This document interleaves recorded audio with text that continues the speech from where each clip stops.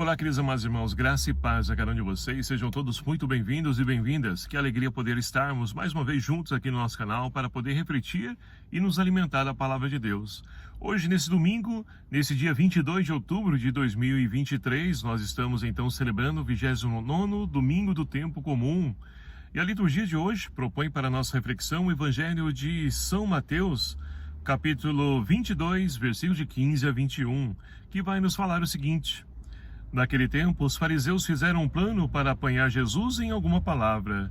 Então mandaram seus discípulos, junto com alguns do partido de Herodes, para dizerem a Jesus: Mestre, sabemos que és verdadeiro e que de fato ensinas o caminho de Deus.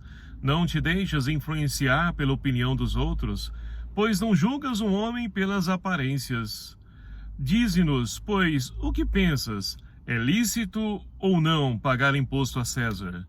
Jesus percebeu a maldade deles e disse: Hipócritas, por que me preparais uma armadilha? Mostrai-me a moeda do imposto. Levaram então a moeda. E Jesus disse: De quem é a figura e a inscrição desta moeda? Eles responderam: De César. Jesus então lhes disse: Dai, pois, a César o que é de César e a Deus o que é de Deus. Palavra da salvação. Glória a vós, Senhor. Amados irmãos e irmãs, estamos então caminhando para o término do nosso ano litúrgico e temos a oportunidade hoje de poder então refletir e nos enriquecer com os ensinamentos de Jesus. Nesse mês de outubro, nós então somos convidados a refletir sobre a missão. A missão como é algo próprio para cada um de nós, batizados e batizadas. Porque através do nosso batismo nós assumimos o compromisso de discípulos e missionários do Senhor.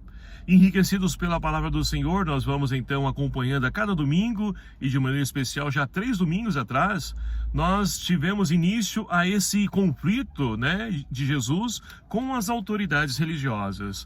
E por quê? É claro que Jesus está falando, a consequência, principalmente, de viver uma vida longe da margem de Deus e quer colocar tudo no seu devido lugar.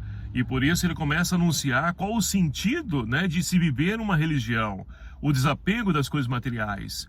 E, consequentemente, isso vai então mexendo com as autoridades religiosas do seu tempo e também nos dias de hoje, para que possa então desapegar das coisas materiais, para que a missão então seja livre, para poder então ser anunciada, levada e com certeza trazida para a vida do ser humano, porque somente assim o ser humano e a religião poderá se encontrar nesse papel de ligar as pessoas a Deus. E a religião, ela assume esse compromisso, esse papel, que infelizmente não estava sendo vivido dessa forma, dessa maneira no tempo de Jesus.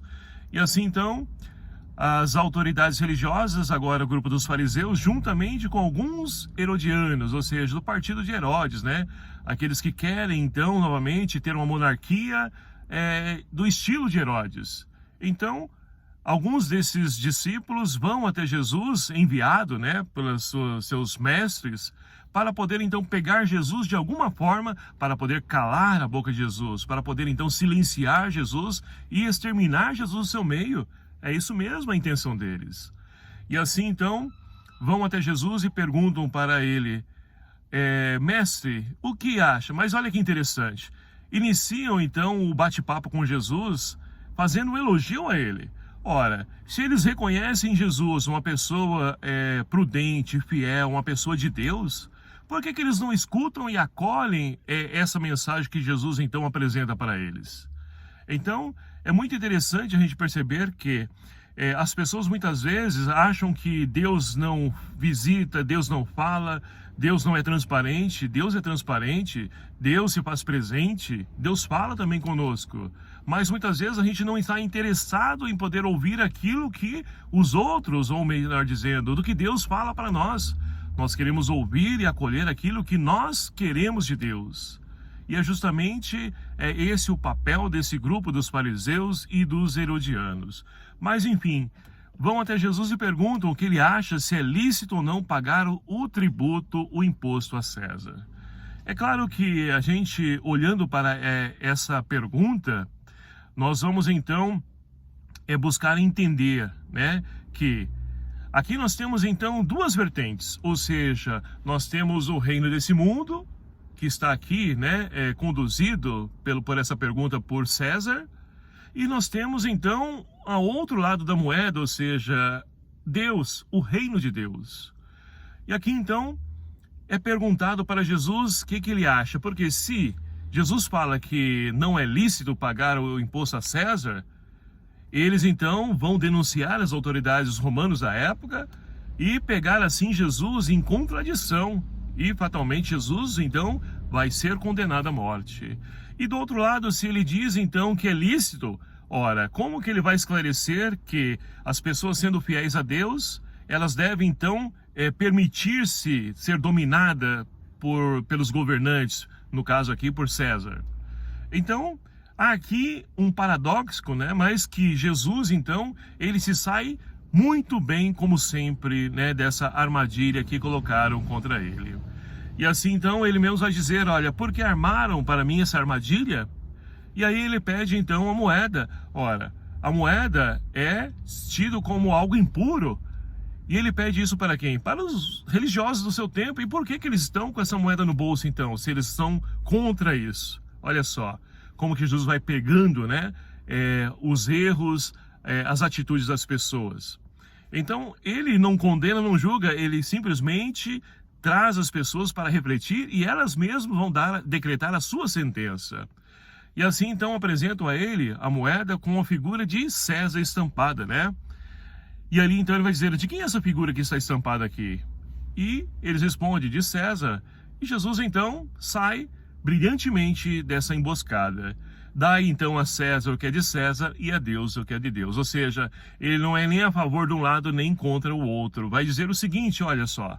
Nós, nos dias de hoje, nós temos então, né, os nossos impostos, IPTU, IPVA e tantos impostos que nós pagamos, mas o imposto, ele é necessário? Sim, por exemplo, o IPVA, ele deve ser na sua origem, né, na sua essência, para quê?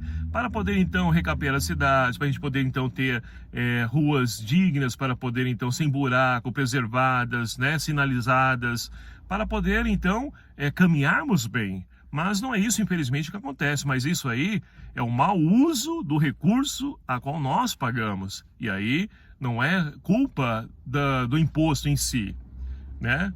Então, nós temos, de uma forma, de um lado, o imposto que é para benefício nosso mesmo, que deveria voltar para nós, né? Como um retorno para poder nos ajudar a poder, então, caminhar até uma cidade limpa, digna, iluminada, enfim, segura, né? Dessa forma, mas, infelizmente, a gente sabe que não é esse o destino dos impostos a qual nós pagamos. Mas, enfim, é correto, né, a gente pagar o imposto desde que volte, de fato, para nós. Agora, então, e dar a Deus o que é de Deus. E o que é de Deus? O livro do Gênesis, capítulo 1, versículo 26, diz que Deus nos criou à sua imagem e semelhança. Fomos criados por Deus. E criados por Deus, então, nós também pertencemos a Deus. Somos de Deus. É assim, então, que nós vamos entender do que dar a Deus. Nós devemos também dar a nossa vida, né, nessa doação, mas Deus não exige, né, entregar a nossa vida como um objeto. Não, a nossa vida deve ser também colocada a serviço em favor dos nossos irmãos, da humanidade. É esse o sentido de poder dar a Deus o que é de Deus. Dar a nossa vida em prol, né, dos nossos irmãos, assim como Jesus se entregou por amor a cada um de nós. E assim nós vamos de fato assumindo e vivendo esse papel da religião, né? E também, é claro, na nossa sociedade, pagando os nossos tributos, impostos, desde que seja de fato e volte para nós. Mas olha só, Deus, ele então não nos abandona jamais, um Deus presente, um Deus que conduz o ser humano a caminhos corretos. E para isso nós precisamos muitas vezes enxergar esse Deus. A primeira leitura de hoje, extraída do livro do profeta Isaías, né? O profeta está na segunda parte dessa leitura de hoje, onde então é o chamado, conhecido como livro da consolação. Consolar as pessoas que estão no exílio, na Babilônia, e sofrendo com isso, e muitos deles até pensaram que Deus abandonou, esqueceu deles, mas o profeta é aquele que traz esperança, consola o seu povo, e hoje convida o povo a poder enxergar o mover de Deus, o agir de Deus, mesmo nas entrelinhas da história. Por quê? A primeira leitura fala do rei Ciro, né? Rei da Pérsia. Ele que vai então conduzir o povo de volta para Israel. Ele que vai assumir o domínio, né, da Babilônia e vai permitir o povo para que possa voltar a Israel novamente. Então Deus age, meus queridos amados irmãos, até mesmo na indiferença da história. De outras formas, de outras maneiras, ou por outras pessoas, outros meios, Deus então intervém na história. Até mesmo no rei Ciro, que era pagão, né? Deus então se utiliza desse rei para poder conduzir novamente esse povo à sua terra, ou seja, a libertação, a liberdade. Então Deus, ele se aproveita também das pequenas coisas, das pessoas, objetos, para poder intervir e nos dar aquilo que nós então buscamos e almejamos para cada um de nós. E na nossa vida também não é diferente. Quantas vezes nós então esperamos Deus vir em nosso socorro de alguma forma, de alguma maneira, e Deus, ele vem. E muitas vezes a gente pensa que ele vai descer do céu com os seus anjos santos nos visitando. Não é assim. Muitas vezes até mesmo através de pessoas que nós desconhecemos ou de pessoas que nós nem imaginamos. Mas ele é fiel. Ele vem e cumpre a sua promessa. E essa experiência então, meus queridos amados irmãos, que o povo de Israel pôde então fazer, e hoje nós também somos convidados a poder viver esse Deus presente na nossa vida, na nossa história. E assim então, como o salmista, nós somos então convidados a poder então dar ao Senhor poder e glória, ou seja, devolver a Deus o que é de Deus, a nossa vida, o nosso sonho, nossos projetos, e não viver os nossos sonhos e projetos porque eles são falhos, são limitados, né? Então o salmista nos convida a fazer essa experiência de podermos então, como família de Deus, dar ao Senhor poder e glória. E poder não é como o poder de César, dos governantes, os poderes, né, como os poderosos nos dias de hoje fazem. Não é desse recurso, né, que está falando, mas o poder de Deus é traduzido em serviço, como Jesus nos ensina. E assim Paulo, na segunda leitura de hoje também, ele escreve para a comunidade dos Tessalonicenses e convida o povo também a poder fazer a sua experiência desse Deus que vem através deles, através, né, da pregação de Paulo, pôde então anunciar esse Deus e assim ser acolhido pela comunidade. Eles então transformaram isso na sua vida, traduziram isso na sua vida. E assim Paulo louva e agradece a Deus por essa comunidade viva, né, fruto do amor, mas que Paulo faz um convite para eles. E qual é esse convite? Para que eles possam então esperar Deus, mas agindo, porque a comunidade dos Tessalonicenses acharam então que Deus, ou melhor dizendo, Jesus, né, que é Deus, ele viria prontamente, rapidamente, e muitos cruzaram os braços, deixaram então de viver a sua vida, de escrever a sua história. E Paulo vai dizer o seguinte para eles: olha, quem não quer trabalhar também não deve comer, ou seja, esperem Deus, mas trabalhem, se empenhem, vivam a sua vida.